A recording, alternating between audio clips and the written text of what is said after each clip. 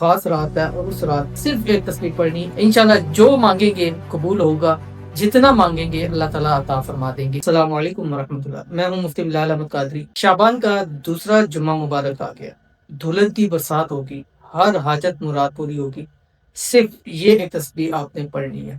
یہ عمل جو ہے وہ جمعے کی نماز کے بعد سے لے کے عصر کے درمیان صرف ایک تسبیح پڑھنی، 101 مرتبہ پڑھنا ہے۔ اس کے بعد جتنی بھی آپ کی توفیق ہے، 10 20 روپے یا جس کنٹری میں رہ رہے ہیں اس کی جتنی بھی آپ کی توفیق ہے وہ آپ نے صدقہ کر دینا ہے۔